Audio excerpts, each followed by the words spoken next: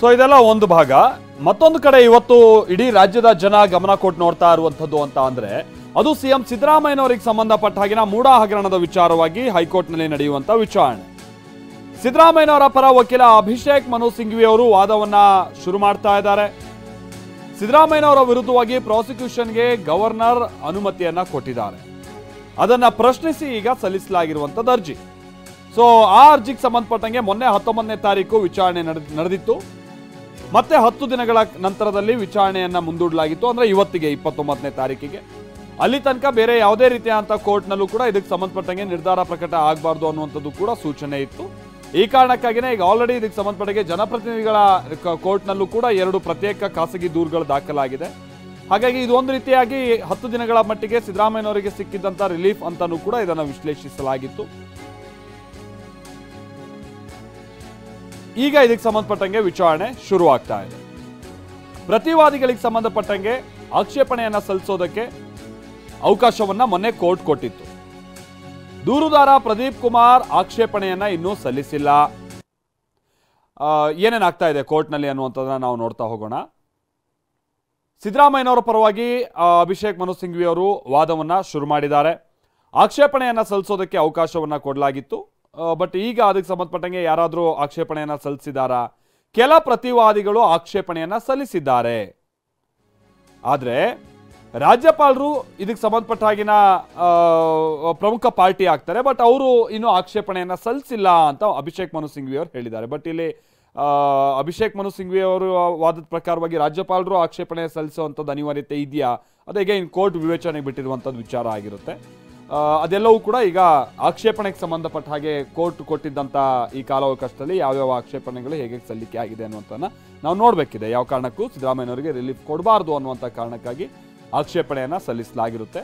So ಅಂತ ಆಕ್ಷೇಪಣೆಗಳ ವಿಚಾರವಾಗಿ ಪ್ರಸ್ತಾಪ ಆಗ್ತಾ ಇದೆ. ರಾಜ್ಯಪಾಲರು ಈಗಲೂ ತಮ್ಮ ಆಕ್ಷೇಪಣೆಯನ್ನ ಸಲ್ಲಿಸಿಲ್ಲ.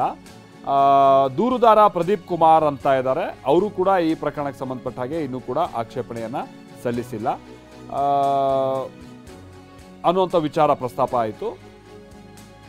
ಅವಶ್ಯಕತೆ ಬಿದ್ದರೆ ರಾಜ್ಯಪಾಲರು ತಮ್ಮ ಕಡತವನ್ನ ಸಲ್ಲಿಸೋದಕ್ಕೆ ಸಿದ್ಧ ಇದ್ದಾರೆ. ಇದಕ್ಕೆ ಸಂಬಂಧಪಟ್ಟಾಗೆ ರಾಜ್ಯಪಾಲರು ನೋಡಿ, ಇದು ಸಾಲಿಸಿಟರ್ ಜನರಲ್ ಪರ ವಕೀಲರಿಂದ ಹೈಕೋರ್ಟ್ಗೆ ಈ ಮಾಹಿತಿ ಈಗ ನೀಡಲಾಯಿತು. ರಾಜ್ಯಪಾಲರು ಆಕ್ಷೇಪಣೆ ಸಲ್ಲಿಸುವಂಥದ್ದೇನು ಅವಶ್ಯಕತೆ ಇಲ್ಲ. ಅವರು ಆಕ್ಷೇಪಣೆಯನ್ನ ಸಲ್ಲಿಸೋದಿಲ್ಲ ಅಂತಲೂ ಕೂಡ ಪ್ರತಿವಾದಿ ಲಾಯರ್ ಈ ಸಂದರ್ಭದಲ್ಲಿ ಮೆನ್ಷನ್ ಅನ್ನ ಮಾಡ್ತಾರೆ. ರಾಜ್ಯಪಾಲರು ಯಾವುದೇ ಆಕ್ಷೇಪಣೆಯನ್ನ ಸಲ್ಲಿಸೋದಿಲ್ಲ. ಅವಶ್ಯಕತೆ ಬಿದ್ದರೆ ರಾಜ್ಯಪಾಲರು ಕಡತ ಸಲ್ಲಿಸೋದಕ್ಕೆ ಸಿದ್ಧ ಇದ್ದಾರೆ. ಇದಕ್ಕೆ ಸಂಬಂಧಪಟ್ಟ ಹಾಗೆ ಏನೇನು ಮಾಹಿತಿ ಉಳ್ಳಂತ ಕಡತಗಳನ್ನು ಅವರು ಸಲ್ಲಿಸೋದಕ್ಕೆ ಸಿದ್ಧ ಇದ್ದಾರೆ ಅಂತೇಳಿ ಕೋರ್ಟ್ನಲ್ಲಿ ಅಭಿಷೇಕ್ ಮನು ಸಿಂಘ್ವಿ ಅವರ ವಾದಕ್ಕೆ ಪ್ರತಿವಾದವನ್ನ ವಕೀಲರು ಹೂಡ್ತಾರೆ. ಈ ರೀತಿಯಾಗಿ ಸಾಗ್ತಾ ಇದೆ. ಬಹಳ ಇಂಟ್ರೆಸ್ಟಿಂಗ್ ಸಂಗತಿ ಇದು. ಇವತ್ತು ಕೋರ್ಟ್ನಲ್ಲಿ ನಡೆಯುವಂಥ ವಿಚಾರಣೆ ಇದೆಯಲ್ಲ, ಹೇಗೆ ಯಾವ ವಿಚಾರಗಳು ಪ್ರಸ್ತಾಪ ಆಗುತ್ತೆ ಅನ್ನುವಂಥ ನಾವು ನೋಡ್ತಾ ಹೋಗ್ಬೇಕಾಗಿ. ಯಾಕಂದ್ರೆ ಬಹುಶಃ ಇದಕ್ಕೆ ಸಂಬಂಧಪಟ್ಟಾಗೆ ಬಹಳ ಸುದೀರ್ಘವಾದಂಥ ವಿಚಾರಣೆ ಅವಶ್ಯಕತೆ ಕೂಡ ಇರ್ಬೋದು. ಒಂದು, ಹೌದು, ಇದು ರಾಜ್ಯಪಾಲರು ಸಾಂವಿಧಾನಿಕವಾಗಿ ನಡ್ಕೊಂಡಿದ್ದಾರೋ ಅಥವಾ ಅಸಂವಿಧಾನಿಕವಾಗಿ ನಡ್ಕೊಂಡಿದ್ದಾರೋ ಮೊನ್ನೆ ಸಿದ್ದರಾಮಯ್ಯನವರ ಪರ ವಕೀಲರು ಆರೋಪ ಮಾಡದಂತೆ ಅವರ ನಡೆ ಕಾನೂನು ಬಾಹಿರನ ಏನು ಎತ್ತ ಅನ್ನುವಂಥದ್ದು ಒಂದು ವಿಚಾರ. ಇನ್ನೊಂದು, ಈ ಕೇಸ್ನಲ್ಲಿ ಏನೇನು ಮೆರಿಟ್ಸ್ ಇದೆ ಅನ್ನುವಂಥದ್ದನ್ನು ಕೂಡ ಇವತ್ತು ನ್ಯಾಯಾಲಯ ಅದನ್ನು ಗಮನಿಸುತ್ತೆ. ಸೊ ಆ ವಿಚಾರವೂ ಕೂಡ ಬಹಳ ಇಂಟ್ರೆಸ್ಟಿಂಗ್ ಆಗಿರುವಂಥದ್ದು. ನಿಜಕ್ಕೂ ಕೂಡ ಸಿದ್ದರಾಮಯ್ಯನವರ ವಿರುದ್ಧದ ಆರೋಪಗಳಿಗೆ ಹುರುಳಿದ್ದು ಅದು ತನಿಖೆಗೆ ಒಳಪಡಬೇಕಾಗುತ್ತೆ ಅನ್ನುವಂಥದ್ದು ಏನಾದರೂ ಕೋರ್ಟ್ ಅಭಿಪ್ರಾಯಪಟ್ಟರೆ ಅಥವಾ ಕೋರ್ಟ್ಗೆ ಅದೇನಾದ್ರು ಮನವರಿಕೆ ಆದರೆ, ಸೊ ರಾಜ್ಯಪಾಲರು ಕೊಟ್ಟಿರುವಂಥ ಅನುಮತಿಯನ್ನು ಕೋರ್ಟ್ ಎತ್ತಿ ಹಿಡಿಯೋದ್ರಲ್ಲಿ ಯಾವುದೇ ಡೌಟ್ ಇಲ್ಲ. ಸೊ ಮುಂದುವರೆದ ಭಾಗವಾಗಿ ರಾಜ್ಯಪಾಲರು ಪ್ರದೀಪ್ ಪರ ವಕೀಲರ ಹೇಳಿಕೆಯನ್ನು ಹೈಕೋರ್ಟ್ ಈಗ ದಾಖಲಿಸಿಕೊಂಡಿದೆ. ಇಬ್ಬರು ಪ್ರತಿವಾದಿಗಳು ಆಕ್ಷೇಪಣೆಯನ್ನ ಸಲ್ಲಿಸೋದಿಲ್ಲ ಅಂತ ಹೇಳಿ ವಕೀಲರು ಈಗ ಬಹಳ ಸ್ಪಷ್ಟವಾಗಿ ಹೇಳಿದ್ದಾರೆ. ಹೈಕೋರ್ಟ್ಗೆ ಸಿಎಂ ಪರ ಅಭಿಷೇಕ್ ಮನು ಸಿಂಘ್ವಿ ಅವರು ಕೆಲ ಮನವಿಯನ್ನ ಮಾಡ್ಕೊಳ್ತಾ ಇದ್ದಾರೆ. ಕಾನೂನಿನ ಪ್ರಶ್ನೆ ಇರೋದ್ರಿಂದಾಗಿ ಆಕ್ಷೇಪಣೆಯನ್ನ ಸಲ್ಲಿಸೋದಿಲ್ಲ. ರಾಜ್ಯಪಾಲರು ಹಾಗೆ ಪ್ರದೀಪ್ ಪರ ವಕೀಲರ ಹೇಳಿಕೆಯನ್ನ ಹೈಕೋರ್ಟ್ ದಾಖಲಿಸಿಕೊಂಡಿದೆ. ಇಬ್ಬರು ಪ್ರತಿವಾದಿಗಳು ಆಕ್ಷೇಪಣೆಯನ್ನ ಸಲ್ಲಿಸೋದಿಲ್ಲ ಅಂತ ಹೇಳಿ ದಾಖಲಿಸಿ ಅಂತಲೂ ಕೂಡ ಕೋರ್ಟ್ ಈಗ ಸೂಚನೆ ಕೊಟ್ಟಿದೆ. ಹೈಕೋರ್ಟ್ಗೆ ಸಿಎಂ ಪರ ಅಭಿಷೇಕ್ ಮನು ಸಿಂಘ್ವಿ ಅವರು ಮನವಿನ ಇವರಿಬ್ಬರು ಕೂಡ ಆಕ್ಷೇಪಣೆ ಸಲ್ಲಿಸೋದಿಲ್ಲ ಅಂತ ನೀವು ದಾಖಲಿಸಿಕೊಳ್ಳಿ ಅಂತೇಳಿ ಅಭಿಷೇಕ್ ಮನು ಸಿಂಘ್ವಿ ಅವರು ಮನವಿಯನ್ನ ಮಾಡಿಕೊಂಡ್ರು ಅನ್ನೋಂಥದ್ದು ಗೊತ್ತಾಗ್ತಾ ಇದೆ. ಬಹಳ ಸೂಕ್ಷ್ಮವಾಗಿ ಈ ಪ್ರಕರಣವನ್ನು ಮುಂದಕ್ಕೆ ತೆಗೆದುಕೊಂಡು ಹೋಗ್ತಾ ಇದ್ದಾರೆ ಅಭಿಷೇಕ್ ಮನು ಸಿಂಘ್ವಿ ಅವರು. ಈಗ ಹಾಗಾದ್ರೆ ಅವ್ರ ಪರವಾದಂಥ ವಕೀಲರು ಹೇಳಿರೋ ಪ್ರಕಾರವಾಗಿ ಅವ್ರ ಆಕ್ಷೇಪಣೆಯನ್ನು ಸಲ್ಲಿಸೋದಿಲ್ಲ ಅಂತ ಆಯಿತು. ಹಾಗಾದ್ರೆ ಅವ್ರ ಆಕ್ಷೇಪಣೆ ಸಲ್ಲಿಸೋದಿಲ್ಲ ಅಂತ ಮೊದಲಿಗೆ ನೀವು ದಾಖಲು ಮಾಡ್ಕೊಳ್ಳಿ. ಅವ್ರ ಕಡೆಯಿಂದ ಯಾವುದೋ ಅಬ್ಜೆಕ್ಷನ್ಸ್ ಇದಕ್ಕೆ ಸಂಬಂಧಪಟ್ಟ ಹಾಗೆ ಇಲ್ಲ ಅಂತ ಹೇಳ್ಕೊಂಡು ನೀವು ದಾಖಲು ಮಾಡ್ಕೊಳ್ಳಿ ಅಂತ ಅಭಿಷೇಕ್ ಮನು ಸಿಂಘ್ವಿ ಅವರು ಹೇಳ್ತಾರೆ. ಅಂತ ಅಂದರೆ ಇವರಿಬ್ಬರ ಆಕ್ಷೇಪಣೆ ಮುಂದಿನ ಹಂತಲ್ಲೂ ಕೂಡ ಇರಬಾರ್ದು ಅನ್ನುವಂಥ ರೀತಿಯಾಗಿ ಬಹುಶಃ ಅಭಿಷೇಕ್ ಮನು ಸಿಂಘ್ವಿ ಅವರ ವಾದ ಆ ಗ್ರೌಂಡ್ಸ್ ಮೇಲೆ ಈಗ ನಿಧಾನವಾಗಿ ಅವ್ರು ತೆಗೆದುಕೊಂಡು ಹೋಗ್ತಾ ಇದ್ದಾರೆ ಮುಂದಕ್ಕೆ ಅಂತೇಳಿ ಗೊತ್ತಾಗ್ತಾ ಇದೆ. ಸೊ ಹೈಕೋರ್ಟ್ಗೆ CM ಪರ ವಕೀಲರಾಗಿರುವಂಥ ಅಭಿಷೇಕ್ ಮನು ಸಿಂಘ್ವಿ ಅವರು ವಾದ ಹೂಡುವಂಥ ಸಂದರ್ಭದಲ್ಲಿ ಅವ್ರು ಯಾವುದೇ ಕಾರಣಕ್ಕೂ ಆಕ್ಷೇಪಣೆ ಸಲ್ಲಿಸೋದಿಲ್ಲ ಅಂತ ನೀವು ದಾಖಲಿಸಿಕೊಳ್ಳಿ ಅನ್ನುವಂಥದ್ದನ್ನು ಅವರು ಹೇಳಿದ್ದಾರೆ. ಇದಕ್ಕೆ ಪ್ರತಿವಾದಿ ಲಾಯರ್ ಏನು ಹೇಳ್ತಾರೆ, ಭ್ರಷ್ಟಾಚಾರ ತಡೆ ಕಾಯ್ದೆ 17A ಬಗ್ಗೆ ನಾನು ವಾದಿಸಿದ್ದೆ. ಇದರ ಆಧಾರದಲ್ಲಿ ರಾಜ್ಯಪಾಲರ ಆದೇಶವನ್ನು ನೀವು ರದ್ದುಪಡಿಸಬೇಕು. ಇಬ್ಬರೂ ಪ್ರತಿವಾದಿಗಳು ಆಕ್ಷೇಪಣೆಯನ್ನು ಸಲ್ಲಿಸೋದಿಲ್ಲ ಅಂತ ಅವರೀಗ ಹೇಳಿದ್ದಾರೆ ಆಲ್ರೆಡಿ. ಹಾಗಾಗಿ ರಾಜ್ಯಪಾಲರು ಇದರಲ್ಲಿ ತೆಗೆದುಕೊಂಡಿರುವಂಥ ನಿರ್ಧಾರ ಏನಿದೆ ಇದಕ್ಕೆ ಸಂಬಂಧಪಟ್ಟಂಗೆ ನಾವು ಆ ನಿರ್ಧಾರವನ್ನು ಸರಿಯಲ್ಲ ಅನ್ನುವಂಥದ್ದನ್ನು ನಿಮ್ಮ ಗಮನಕ್ಕೆ ತರುವಂಥ ಪ್ರಯತ್ನವನ್ನು ಪಡ್ತಾ ಇದ್ದೀವಿ. ಹೀಗಾಗಿ ಅದನ್ನು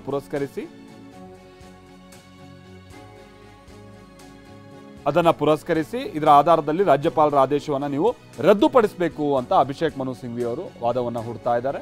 ಇಬ್ಬರೂ ಪ್ರತಿವಾದಿಗಳು ಆಕ್ಷೇಪಣೆಯನ್ನು ಸಲ್ಲಿಸೋದಿಲ್ಲ ಅನ್ನುವಂಥದ್ದನ್ನು ಕೂಡ ಈಗ ಅವ್ರ ಕಡೆ ವಕೀಲರುಗಳು ಹೇಳಿದ್ದಾರೆ. ಹಾಗಾಗಿ ರಾಜ್ಯಪಾಲರ ನಿರ್ಧಾರವನ್ನು ನೀವು ರದ್ದುಪಡಿಸಬೇಕು ಅನ್ನುವಂಥದ್ದನ್ನು ಹೇಳ್ತಾರೆ. ಇದಿನ್ನು ಆರಂಭಿಕ ಹಂತದ ವಾದ ಪ್ರತಿವಾದ. ಮುಂದಿನ ಹಂತದಲ್ಲಿ ಮತ್ತಷ್ಟು ವಿಚಾರಗಳ ಪ್ರಸ್ತಾಪ ಆಗುವಂತಹದ್ದನ್ನು ನಾವು ಗಮನಿಸಬಹುದಾಗಿರುತ್ತೆ. ಆಮೇಲೆ ಈ ಕೇಸ್ನ ಒಟ್ಟು ಮೆರಿಟ್ಸ್ ಏನು ಅನ್ನುವಂಥದ್ದನ್ನು ಕೂಡ ಇಲ್ಲಿ ಕೋರ್ಟ್ PC ಕಾಯ್ದೆ 17A ಅಡಿ ಪೂರ್ವಾನುಮತಿಯನ್ನ ಪಡಿಬೇಕು. 17A ಮಾನದಂಡ ಪಾಲನೆ ಆಗದಿದ್ದರೂ ರಾಜ್ಯಪಾಲರು ಅನುಮತಿಯನ್ನ ನೀಡಿದ್ದಾರೆ. CM ಪರ ವಕೀಲ ಅಭಿಷೇಕ್ ಮನು ಸಿಂಘ್ವಿ ಅವರು ಹೇಗೆ ಇಲ್ಲಿ ರಾಜ್ಯಪಾಲರು ಕಾನೂನನ್ನ ಮೀರಿ ಅನುಮತಿಯನ್ನ ಕೊಟ್ಟಿದ್ದಾರೆ ಅನ್ನುವಂಥದ್ದನ್ನ ಹೇಳ್ತಾ ಇದ್ದಾರೆ. PC ಕಾಯ್ದೆ 17A ಅಡಿ ಪೂರ್ವಾನುಮತಿಯನ್ನ ಪಡಿಬೇಕಾಗಿರುತ್ತೆ. 17A ಮಾನದಂಡ ಇಲ್ಲಿ ಪಾಲನೆ ಆಗದೆ ಹೋದ್ರೂ ಕೂಡ ಅವರು ಏನು ರಾಜ್ಯಪಾಲರು ಆದೇಶವನ್ನು ಕೊಟ್ಟಿದ್ದಾರೆ, ಪ್ರಾಸಿಕ್ಯೂಷನ್ಗೆ ಅಥವಾ ಅನುಮತಿಯನ್ನು ಕೊಟ್ಟಿದ್ದಾರೆ. ಹಾಗಾಗಿ ಇದು PC ಕಾಯ್ದೆ 17A ಅಡಿ ಅವರು ಈ ಲೋಪವನ್ನು ಮಾಡಿದ್ದಾರೆ. ಆ ಕಾರಣಕ್ಕಾಗಿ ಇದನ್ನು ಅನುಮತಿಯನ್ನು ಹಿಂಪಡಿಬೇಕು ಅನ್ನುವಂಥದ್ದನ್ನು ಕೂಡ ಅಭಿಷೇಕ್ ಮನು ಸಿಂಘ್ವಿ ಅವರು ಈ ಸಂದರ್ಭದಲ್ಲಿ ಹೇಳ್ತಾ ಇದ್ದಾರೆ. ಸೊ ಇದೆಲ್ಲವೂ ಯಾವ ಬೇಸ್ ಮೇಲೆ ನಡೀತಾ ಇದೆ ಇವತ್ತಿನ ವಿಚಾರಣೆ ಅಂತ ಅಂದರೆ, ರಾಜ್ಯಪಾಲರು ಅನುಮತಿ ಕೊಟ್ಟಂಥದ್ದು ಕಾನೂನು ಬಾಹಿರನ ಅಥವಾ ಕಾನೂನಾತ್ಮಕವಾಗಿಯೇ ಅವರು ತೆಗೆದುಕೊಂಡಿರುವಂಥ ನಿರ್ಧಾರನ, ಈ ವಿಚಾರಗಳ ಮೇಲೇ ಇವಾಗ ವಾದ ಪ್ರತಿವಾದ ನಡೀತಾ ಇರುವಂಥದ್ದು. ಅದರ ಜೊತೆಗೇ ಈಗ ಏನು ಇದಕ್ಕೆ ಸಂಬಂಧಪಟ್ಟಂಗೆ ಮುಖ್ಯಮಂತ್ರಿಗಳ ವಿರುದ್ಧವಾಗಿ ವಕೀಲರು ಸಹಜವಾಗಿ ವಾದವನ್ನು ಹೂಡೋರಿದ್ದಾರೆ. ಅದೇನು ಅಂತ ಅಂದರೆ, ಈ ಕೇಸ್ನ ಮೇಲ್ನೋಟಕ್ಕೆ ಯಾವ ರೀತಿಯಾಗಿ ಅಕ್ರಮ ಆಗಿದೆ ಅನ್ನುವಂಥದ್ದಿದೆ. ಕಾನೂನಿಗಿಂತ ಯಾರು ಕೂಡ ದೊಡ್ಡವರಲ್ಲ. ಸೊ ಮುಖ್ಯಮಂತ್ರಿಗಳ ವಿರುದ್ಧವಾಗಿ ಪ್ರಾಸಿಕ್ಯೂಷನ್ಗೆ ರಾಜ್ಯಪಾಲರು ಕೊಟ್ಟಿರುವಂಥದ್ದು ಅನುಮತಿ ಏನಿದೆ ಅದು ಸರಿಯಾಗೇ ಇದೆ ಅನ್ನುವಂಥ ರೀತಿಯಾಗಿಯೂ ಕೂಡ ವಾದ ಹೂಡೋರಿದ್ದಾರೆ. ಅವ್ರ ವಾದ ಏನಿರುತ್ತೆ ಅನ್ನುವಂಥದ್ದನ್ನು ಕೂಡ ನಾವು ನಂತರದ ಹಂತದಲ್ಲಿ ನೋಡೋಣ. ಬಟ್ ಇಲ್ಲಿ ಮುಖ್ಯಮಂತ್ರಿಗಳ ಪರವಾಗಿ ವಾದ ಹೂಡ್ತಾ ಇರುವಂಥ ಸಂದರ್ಭದಲ್ಲಿ ಇಲ್ಲಿ ರಾಜ್ಯಪಾಲರು ತಮ್ಮ ಅಧಿಕಾರವನ್ನು ಮೀರಿ ಅವರು ವರ್ತಿಸಿದ್ದಾರೆ ಅನ್ನುವಂಥದ್ದನ್ನು ಕೋರ್ಟ್ನ ಗಮನಕ್ಕೆ ತರುವಂಥ ಕನ್ವಿನ್ಸ್ ಮಾಡುವಂಥ ನಿಟ್ಟಿನ ಪ್ರಯತ್ನಗಳು ಆಗ್ತಾ ಇದೆ. ನಾನು ಮೊದಲೇ ಹೇಳಿದಾಗೆ ಈ ಪ್ರಕರಣಕ್ಕೆ ಸಂಬಂಧಪಟ್ಟ ಹಾಗೆ ಮುಖ್ಯಮಂತ್ರಿಗಳ ವಿರುದ್ಧವಾಗಿ ಭಾಳ ಹಂತವಾಗಿ ದಾಖಲೆಗಳು ಬಿಡುಗಡೆ ಆಗ್ತಾ ಇದ್ದಂಥದ್ದನ್ನು ನಾವು ನೋಡ್ತಾ ಇದ್ವಿ. ಅವರು DCM ಆಗಿದ್ದಂಥ ಸಂದರ್ಭದಿಂದನೂ ಕೂಡ, ಅದಾದ ನಂತರದಲ್ಲಿ ಒಂದು ಬಾರಿ ಅವರು CM ಆದಂಥ ನಂತರದಲ್ಲಿ ಕೂಡ ಅವ್ರು ಹೇಗೆ ತಮ್ಮ ಅಧಿಕಾರವನ್ನು ದುರ್ಬಳಕೆ ಮಾಡ್ಕೊಳ್ತಾ ಬಂದರು ಹಂತವಾಗಿ ಅನ್ನುವಂಥದ್ದು ಅವ್ರ ವಿರುದ್ಧ ಇರುವಂಥದ್ದು ಆರೋಪ. ಮೂಲ ದಾಖಲೆಗಳನ್ನು ಕೂಡ ತಿರುಚಲಾಗಿದೆ ಅನ್ನುವಂಥದ್ದು ಆರೋಪ. ತಮ್ಮ ಅಧಿಕಾರವನ್ನು ದುರ್ಬಳಕೆ ಮಾಡಿಕೊಂಡು ಯಾವ ಹಂತಲ್ಲೂ ಬದಲಿ ನಿವೇಶನಗಳನ್ನ ಪಡೆಯೋದಕ್ಕೆ ಅವಕಾಶ ಇಲ್ಲದೆ ಹೋದರೂ ಕೂಡ ಅವರು ಬದಲಿ ನಿವೇಶನಗಳನ್ನು ಪಡೆದಿದ್ದಾರೆ ಅನ್ನುವಂಥದ್ದು ಆರೋಪ. ಅದಾದ ನಂತರ ನಾನು ಈಗ ತಾನೇ ಹೇಳಿದಾಗೆ ಮೂಲ ಮಾಲೀಕರು ಯಾರಿದ್ರು ಆತ ತೀರ್ಕೊಂಡಂಥ ನಂತರದಲ್ಲೂ ಕೂಡ ಡಿನೋಟಿಫೈ ಮಾಡ್ಕೊಂಡಿದ್ದಾರೆ ಅನ್ನುವಂಥದ್ದು ಆರೋಪ. ಹೀಗೆ ಈ ಮೊನ್ನೆ ವೈಟ್ನರ್ ವಿಚಾರ ತನಕಂತೂ ಕೂಡ ಬೇರೆ ಬೇರೆ ತರಹದಂಥದ್ದು ಆರೋಪಗಳನ್ನು ಈ ಪ್ರಕರಣದಲ್ಲಿ ಸಿದ್ದರಾಮಯ್ಯನವ್ರ ವಿರುದ್ಧವಾಗಿ ಮಾಡಲಾಗ್ತಾ ಇರುವಂಥ ನೋಡ್ತಾ ಇದ್ವಿ. ಅದಕ್ಕೆಲ್ಲ ವಿಚಾರಗಳು ಇವತ್ತು ಕೋರ್ಟ್ನಲ್ಲಿ ಏನೇನು ಪ್ರಸ್ತಾಪ ಆಗುತ್ತೆ ಅದರಲ್ಲಿ ನಮಗೊಂದಷ್ಟು ಅಂಶಗಳು ಕೂಡ ಗಮನಕ್ಕೆ ಬರಬಹುದು. ಸೊ ಇಲ್ಲಿ ಸಿದ್ದರಾಮಯ್ಯನವರ ವಿರುದ್ಧವಾಗಿ ಅವರು ಸಲ್ಲಿಸಿರುವಂಥ ಅರ್ಜಿಯ ವಿರುದ್ಧವಾಗಿ ವಾದ ಹೂಡುವಂಥ ಸಂದರ್ಭದಲ್ಲಿ ಹೇಗೆ ಮುಖ್ಯಮಂತ್ರಿಗಳು ಇದಕ್ಕೆ ಸಂಬಂಧಪಟ್ಟಂಗೆ ಹಿಂದೆಯಿಂದನೂ ಕೂಡ ತಮ್ಮ ಅಧಿಕಾರವನ್ನು ದುರ್ಬಳಕೆ ಮಾಡ್ಕೊಂಡಿದ್ದಾರೋ ಅಥವಾ ಅಕ್ರಮ ಆಗಿದೆಯೋ ಈ ಥರದ್ದೇನಾದ್ರು ವಿಚಾರಗಳು ಪ್ರಸ್ತಾಪ ಆದರೆ ಅದು ಹೇಗೆ ಆಗಿದೆ ಅನ್ನುವಂಥದ್ದು ಇವತ್ತು ಕೋರ್ಟ್ ಆವರಣದಲ್ಲೇ ಏನೇನಾಗುತ್ತೆ ಅಥವಾ ಕೋರ್ಟ್ ಹಾಲ್ನಲ್ಲೇ ಏನೇನದು ವಾದ ಪ್ರತಿವಾದ ಹುಡುತ್ತೆ ಒಂದು ರೀತಿ ಅಧಿಕೃತ ಇದ್ದ ಹಾಗೆ. ಹಾಗಾಗಿ ಆ ಥರದ ವಿಚಾರಗಳನ್ನು ನಾವು ಗಮನಿಸ್ತಾ ಹೋಗೋಣ. ಈಗ ನಾವು ನೋಡ್ತಾ ಇರುವಂಥದ್ದು CM ಪರ ವಕೀಲ ಅಭಿಷೇಕ್ ಮನು ಸಿಂಘ್ವಿ ಅವರು ವಾದ ಹೂಡುವಂಥ ಸಂದರ್ಭದಲ್ಲಿ ಪೊಲೀಸ್ ಅಧಿಕಾರಿಯ ಅನುಮತಿಯನ್ನು ಪಡೆಯದೆ ತನಿಖೆಯನ್ನು ಮಾಡುವಂತಿಲ್ಲ. ಸೊ ಸಾರ್ವಜನಿಕ ಸೇವಕನ ಶಿಫಾರಸು ನಿರ್ಧಾರಗಳ ಕುರಿತಾದಂಥ ತನಿಖೆ ಇರಬೇಕಾಗಿರುತ್ತೆ. ಈ ಎರಡೂ ಅಂಶಗಳನ್ನು ರಾಜ್ಯಪಾಲರು ಪಾಲಿಸಿಲ್ಲ ಅನ್ನುವಂಥದ್ದನ್ನು ಕೂಡ ಇಲ್ಲಿ ಉಲ್ಲೇಖವನ್ನು ಮಾಡಲಾಗಿದೆ. ಇದೆಲ್ಲದಕ್ಕಿಂತ ಮುನ್ನ ಇನ್ಫ್ಯಾಕ್ಟ್ ಇದರ ವಾದ ಪ್ರತಿವಾದ ಏನೇನಿದೆ ಅನ್ನುವಂಥದ್ದನ್ನ ಪೂರ್ಣ ಮಾಹಿತಿಯನ್ನು ನಾವು ನಿಮ್ಮ ಮುಂದೆ ಇಡ್ತಾ ಹೋಗ್ತೀವಿ. ಅದಕ್ಕಿಂತ ಮುನ್ನ ಇವತ್ತು ಮುಖ್ಯಮಂತ್ರಿಗಳು ಮಾತನಾಡಿದ್ರು ಈ ವಿಚಾರಕ್ಕೆ ಸಂಬಂಧಪಟ್ಟಂಗೆ. ಏನು ಹೇಳಿದ್ರು ಬನ್ನಿ ಕೇಳೋಣ. ಅದು ಆರ್ಗ್ಯುಮೆಂಟ್ ಇದೆ ನೋಡೋಣ, ಅದು ಆರ್ಗ್ಯುಮೆಂಟ್ ಇದೆ ನೋಡೋಣ, ಅದು ಆರ್ಗ್ಯುಮೆಂಟ್ ಇದೆ ನೋಡೋಣ, ಅದು ಆರ್ಗ್ಯುಮೆಂಟ್ ಇದೆ ನೋಡೋಣ, ಅದು ಆರ್ಗ್ಯುಮೆಂಟ್ ಇದೆ ನೋಡೋಣ. ಸೊ ಇದು ಮುಖ್ಯಮಂತ್ರಿಗಳು ಇವತ್ತು ಕೋರ್ಟ್ನಲ್ಲಿ ಇಂಥದ್ದೊಂದು ವಿಚಾರಣೆ ಬರ್ತಾ ಇದೆಯಲ್ಲ ಅನ್ನುವಂಥದ್ದನ್ನ ಪ್ರಶ್ನೆ ಮಾಡಿದಂಥ ಸಂದರ್ಭದಲ್ಲಿ ಅವ್ರು ಹೇಳಿದಂಥ ಮಾತು ಅದು ಆರ್ಗ್ಯುಮೆಂಟ್ಗಿದೆ. ಆಮೇಲೆ ಮುಖ್ಯಮಂತ್ರಿಗಳು ಕೂಡ ಇವತ್ತಿನ ಈ ಒಟ್ಟು ಸಂಗತಿಗಳು ಏನೇನು ಆಗ್ತಾ ಇದೆ ಅನ್ನುವಂಥನ್ನ ಭಾಳ ತದೇಕ ಚಿತ್ತದಿಂದ ಅವರು ಕೂಡ ಗಮನಿಸೋರಿದ್ದಾರೆ. ಯಾಕೆ ಅಂತ ಅಂದರೆ ಭಾಳ ಸ್ಪಷ್ಟ ಇದೆ ಇಲ್ಲಿ, ಮುಖ್ಯಮಂತ್ರಿಗಳ ವಿರುದ್ಧವಾಗಿ ಪ್ರಾಸಿಕ್ಯೂಷನ್ಗೆ ಕೊಟ್ಟಿರುವಂಥ ಅನುಮತಿಯನ್ನು ಏನಾದರೂ ಇವತ್ತು ಕೋರ್ಟ್ ಎತ್ತಿ ಹಿಡಿದಿದ್ದೇ ಆದರೆ ಅಥವಾ ಮುಂದಿನ ಹಂತದಲ್ಲಿ ಅದಕ್ಕೆ ಸಂಬಂಧಪಟ್ಟಂಗೆ ನಿರ್ಧಾರ ಪ್ರಕಟ ಆಗುವಂಥ ಸಂದರ್ಭದಲ್ಲಿ ಆ ನಿರ್ಧಾರವನ್ನು ಎತ್ತಿ ಹಿಡಿದಿದ್ದೇ ಆದರೆ ಮುಖ್ಯಮಂತ್ರಿಗಳು ಕೂಡ ಮುಂದಿನ ಹಂತದಲ್ಲಿ ಕಟಕಟೆಯಲ್ಲಿ ನಿಂತು ವಿಚಾರಣೆ ನಡೆಸಬೇಕಾದಂಥ ಅನಿವಾರ್ಯತೆ ಬರ್ಬೋದು. ಈ ಕಾರಣಕ್ಕಾಗಿಯೇ ಅದು ಭಾಳ ಮುಜುಗರದ ಸಂಗತಿಯಾಗಿರುತ್ತೆ. ಮುಂದೆ ಶಿಕ್ಷೆ ಪ್ರಮಾಣ ಪ್ರಕಟ ಆಗುವ ತನಕನೂ ಕೂಡ ಅದು ಮುಂದುವರ್ತ್ಕೊಂಡು ಹೋದರೂ ಕೂಡ ಆಶ್ಚರ್ಯ ಇಲ್ಲ. ಈ ಕಾರಣಕ್ಕಾಗಿಯೇ ಸಮಸ್ಯೆ ಆಗಬಾರ್ದು, ಮುಜುಗರದಿಂದ ತಪ್ಪಿಸ್ಕೊಳ್ಬೇಕು ಅಂತ ಅಂದರೆ ಕಾಂಗ್ರೆಸ್ ಹೈಕಮಾಂಡ್ ಕೂಡ ಒಂದು ನಿರ್ಧಾರಕ್ಕೆ ಬರ್ಬೋದಂಥ ಚಾನ್ಸಸ್ ಇರುತ್ತೆ. ಅದು ಮುಖ್ಯಮಂತ್ರಿಗಳನ್ನ ತಾತ್ಕಾಲಿಕ ಮಟ್ಟಕ್ಕೋ ಅಥವಾ ಅವ್ರ ವಿರುದ್ಧವಾದಂಥ ತನಿಖೆಗೆ ಸಂಬಂಧಪಟ್ಟ ಹಾಗೆ ಮುಗಿಯೋ ತನಕನೋ ಅವರನ್ನು ಕೆಳಗಿಳಿಸುವಂಥದ್ದು ಈ ಥರ ನಿರ್ಧಾರಕ್ಕೆ ಬಂದರೂ ಆಶ್ಚರ್ಯ ಇಲ್ಲ. ಹೀಗಾಗಿ ಮುಖ್ಯಮಂತ್ರಿಗಳ ಮುಂದಿನ ಈ ಆಡಳಿತಕ್ಕೆ ಸಂಬಂಧಪಟ್ಟಾಗೆ ಅಥವಾ ಅವ್ರು ಮುಂದುವರಿಯುವಂಥ ನಿಟ್ಟಿನಲ್ಲೂ ಕೂಡ ನಿರ್ಧಾರ ಪ್ರಕಟ ಆಗುವಂಥ ನಿಟ್ಟಿನಲ್ಲಿ ಇವತ್ತು ನಡೀತಾ ಇರುವಂಥದ್ದು ವಿಚಾರಣೆ ಇದೆಲ್ಲ ಭಾಳ ಅತಿ ಮುಖ್ಯ ಆಗುತ್ತೆ. ಸೊ ಈ ಕಾರಣಕ್ಕಾಗಿಯೇ ಅಭಿಷೇಕ್ ಮನು ಸಿಂಘ್ವಿ ಅವರು ಹುಡ್ತಾ ಇರುವಂಥ ವಾದದ ಸಂದರ್ಭದಲ್ಲಿ ರಾಜ್ಯಪಾಲರು ಯಾವ್ಯಾವ ಅಂಶಗಳನ್ನು ಪಾಲಿಸಿಲ್ಲ ಅನ್ನುವಂಥದ್ದನ್ನು ಅವರು ಹೇಳ್ತಾ ಇದ್ದಾರೆ. PC ಕಾಯ್ದೆ 17A ಅಡಿ ಅವರು ಪೂರ್ವಾನುಮತಿಯನ್ನು ಪಡೆದಿರಬೇಕಾಗಿರುತ್ತೆ. ಆದರೆ ಅವರು ಆ ಮಾನದಂಡವನ್ನು ಪಾಲನೆ ಆಗಿಲ್ಲ. ಇಲ್ಲಿ ಇವರು ಅನುಮತಿಯನ್ನು ಕೊಡುವಂಥ ಸಂದರ್ಭದಲ್ಲಿ ಇದರ ಆಧಾರದಲ್ಲೂ ಕೂಡ ಅವರ ಆದೇಶವನ್ನು ರದ್ದುಪಡಿಸಬೇಕು ಅನ್ನುವಂಥದ್ದು ಅಭಿಷೇಕ್ ಮನು ಸಿಂಘ್ವಿ ಅವರ ವಾದ. ಇನ್ನೊಂದು ಕಡೆ ಪೊಲೀಸ್ ಅಧಿಕಾರಿಯ ಅನುಮತಿಯನ್ನು ಪಡೆಯದೆ ತನಿಖೆಯನ್ನು ಮಾಡುವಂತಿಲ್ಲ.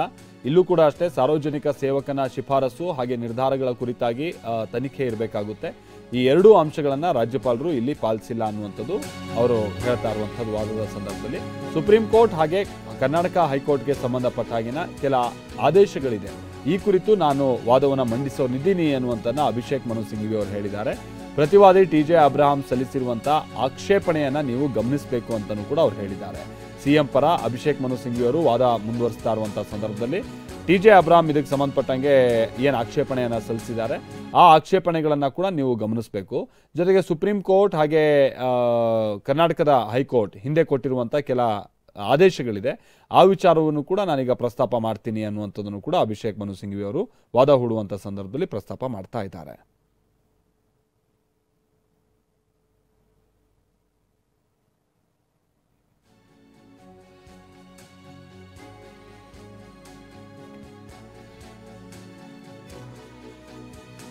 ಈ ಪ್ರಕರಣಕ್ಕೆ ಸಂಬಂಧಪಟ್ಟ ಹಾಗೆ TJ ಅಬ್ರಹಾಂ ಸಲ್ಲಿಸಿರುವಂಥ ಖಾಸಗಿ ದೂರು ಏನಿತ್ತು ಅದು ರಾಜ್ಯಪಾಲರಿಗೆ ಅವರು ಸಲ್ಲಿಸಿದಂಥ ದೂರು, ಆ ವಿಚಾರವಾಗಿಯೂ ಕೂಡ ಅವರು